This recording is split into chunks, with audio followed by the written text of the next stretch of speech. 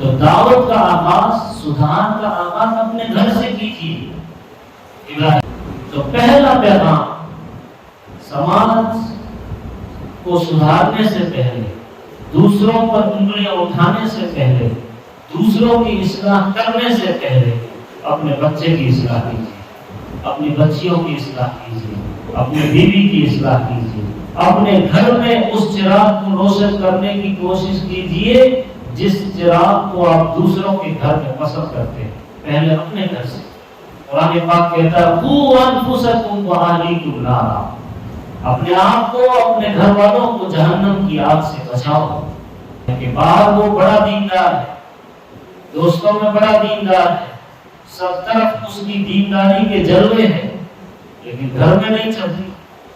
بیوی کے سامنے وہ اس کی زبان پر تالا لگ جاتا ہے، بچوں کی غلط فرمائش پر اس کی زبان کو لاک لگ جاتا ہے، رشتہ داروں کی غلط رسومات پر اسے پتہ نہیں کیا ہو جاتا ہے، الگ الگ تعبیریں کرتا ہے کہ یہ دنیا داری ہے، اس میں جو ہے تھوڑا بہت کرنا پڑتا ہے ورنہ رشتہ دار ناراض ہو جائیں گے۔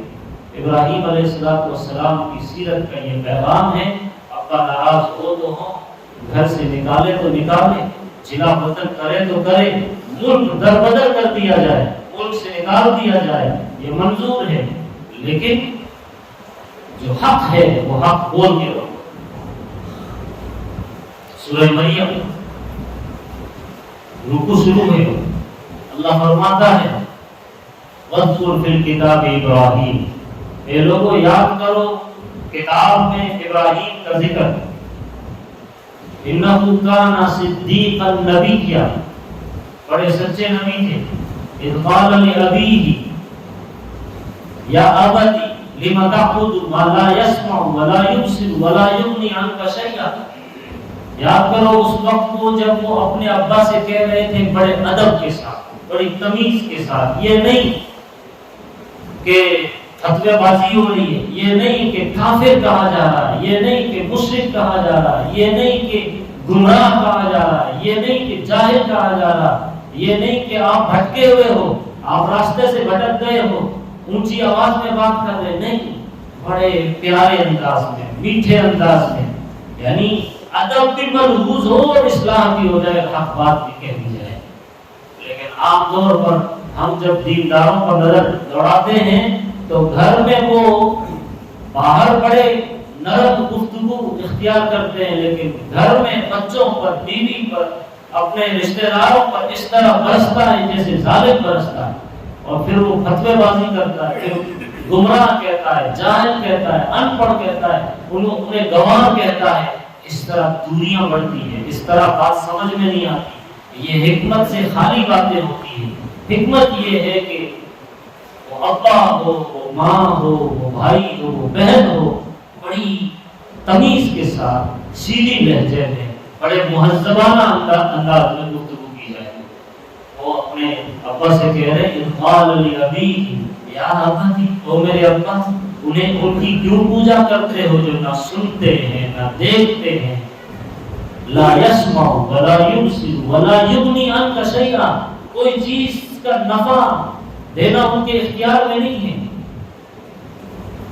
یا ابتی انی قد جاءنی من العلم، اے میرے ابا میرے پاس علم آیا ہے، یعنی اللہ نے مجھے نبی بنایا ہے، میرے اوپر وحی آئی ہے، آپ جس راستے پر جا رہے ہیں وہ راستہ گمراہی والا ہے، آپ اس سے باز آ جائیں۔ ابا نے جواب دیا راغب انت عن آلہتی یا ابراہیم، اے ابراہیم کیا آپ ہمارے معبودوں سے کنارہ کش ہو رہے، ان سے روگردانی کر رہے؟ لئن لم تنتہی لأرجمنک واہجرنی ملیہ، ابا کہہ رہے ہیں بڑے سخت الفاظ میں، اگر تم باز نہیں آئے، سدھرے نہیں، تو میں تمہیں سنسار کروں گا، لأرجمنک، سنسار کروں گا، پتھروں کی بارش کروں گا، واہجرنی، مجھے چھوڑ دو، یہاں سے چھوڑ کر نکل جاؤ، واہجرنی ملیہ۔ ابراہیم علیہ السلام پھر بڑے پیار والے انداز، ادھر سے ترسلو کلام ہو رہا ہے، تلخی کے ساتھ کلام ہو رہا ہے. ادھر سے ابراہیم علیہ السلام پھر کہہ رہے قال سلام علیک، اے میرے ابا آپ پر سلامتی ہے، آپ امن سے رہے، شانتی سے رہے، یہ میری دعا ہے. سأستغفر لك ربی، آپ کے لیے میں اپنے رب سے دعا کروں گا، وہ میری دعا سنتا ہے. وَأَعْتَزِلُكُمْ وَمَا تَدْعُونَ مِن دُونِ اللَّهِ، میں تم سب کو چھوڑ کے جا رہا ہوں ان تمام لوگوں کو جو خدا کو چھوڑ کر دوسروں کی عبادت کرتے ہیں، میں ان سے بری. تو پہلا پیغام ہمیں یہ ملتا ہے کہ ہم جب کوئی سدھار والی بات کریں تو ہمیں غصہ آتا ہے. باہر کوئی غلطی کرتا ہے، کوئی بھی غلطی کرتا ہے تو غصہ آتا ہے، پیش میں آتے ہیں، غصے میں آتے ہیں. گھر میں اگر کوئی بچہ ایک گلاس توڑ دے، ایک کپ توڑ دے تو غصہ آتا ہے، ٹینشن آتا ہے. 2 روپے کا 5-10 روپے کا نقصان ہو گیا، تھپڑ مارتے ہیں، بچوں پر چلاتے ہیں. لیکن وہی بچہ نماز چھوڑتا ہے تو غصہ نہیں آتا. بچیاں بے پردہ چلتی ہے تو غصہ نہیں آتا. بچیاں آوارہ گردی میں مبتلا ہوتی ہے تو غصہ نہیں آتا. جس باپ کو 2 روپے کے کپ توڑنے پر غصہ آتا ہو اس باپ کو غصہ نہیں آتا. نبی کی سنت ٹوٹے، خدا کا حکم ٹوٹے، نبی کی شریعت پر آنچ آئے، اس کو غصہ نہیں آتا. پیغام یہ ملتا ہے کہ ہم اپنے گھر کو سدھارنے کی پہلے کوشش کریں. انسان جب اپنے آپ کو سدھارنے کی کوشش کرتا ہے، فرد ہر فرد اپنی اصلاح کی کوشش، ہر فرد اپنی اصلاح کے لیے، اپنے تزکیے کے لیے، اپنی تربیت کے لیے کوشش کرتا ہے.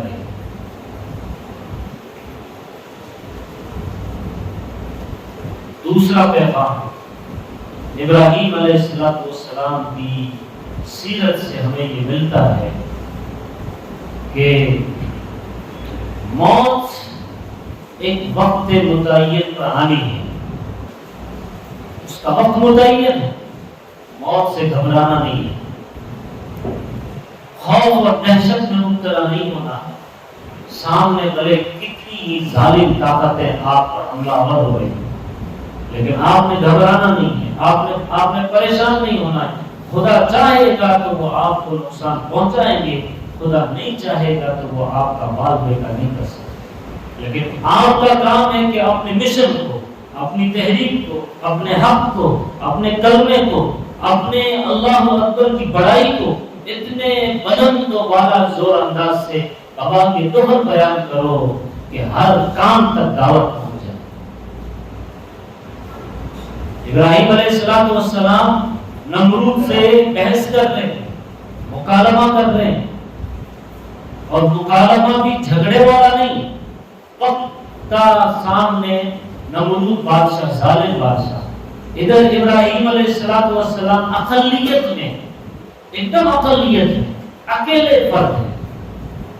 قرآن کہتا ہے أَلَمْ تَرَ إِلَى الَّذِي حَاجَّ إِبْرَاهِيمَ فِي رَبِّهِ أَنْ آتَاهُ اللَّهُ الْمُلْكَ إِذْ قَالَ إِبْرَاهِيمُ رَبِّيَ الَّذِي يُحْيِي وَيُمِيتُ قال انا احيي واميت قال ابراهيم فان الله ياتي بالشمس من المشرق فات بها من المغرب فبهت الذي كفر والله لا يهدي القوم الظالمين.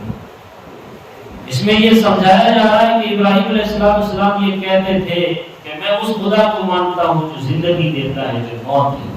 نمرود نے کہا کہ میں بھی زندگی دیتا ہوں، موت دیتا ہوں. ایک جو چھوٹنے والا تھا، رہا ہونے والا تھا، اس کو پھانسی پر لٹکا دیا، اور جو پھانسی پر لٹکنے والا تھا اس کو آزاد کر دیا. کہا کہ دیکھو زندگی اور موت میرے ہاتھ میں ہے. ابراہیم علیہ السلام فرمانے لگے زندگی اور موت کا صحیح مفہوم تم نہیں سمجھتے. اگر تم خدا ہو تو میرا خدا روزانہ سورج کو مشرق سے نکالتا ہے، مغرب میں لے جا کر ڈبوتا ہے. اگر تم خدا ہے تو سورج کو مغرب سے نکال اور مشرق میں لے جا کر ڈبو کے بتا. فَبُهِتَ الَّذِي كَفَرَ. قرآن کہتا ہے کہ کافر، وہ جو کافر تھا نمرود، حیرت زدہ ششدر رہ گیا. فَبُهِتَ الَّذِي كَفَرَ، مبہوت ہو گیا. کیا میسج ملتا ہے؟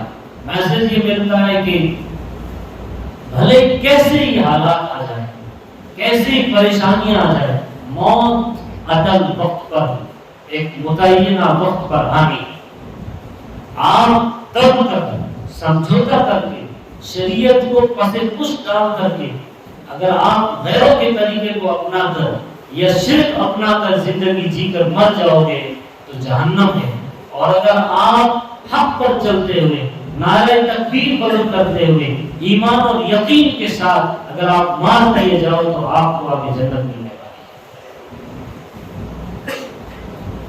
ابراہیم علیہ السلام کے لیے آگ تیار کی گئی، آگ میں ڈالے گئے، کوئی تصور نہیں ہے کہ وہاں سے بچ جانا ممکن ہے، انسانی دماغ وہاں تک جا ہی نہیں سکتا، لیکن جب بندہ اخلاص کے ساتھ، للہیت کے ساتھ، ایمان و یقین کے ساتھ، اللہ کی محبت میں بھرے ہوئے سینے کے ساتھ اپنی بات کو رکھتے ہوئے آگے بڑھتا ہے تو پھر خدا مدد کرتا ہے۔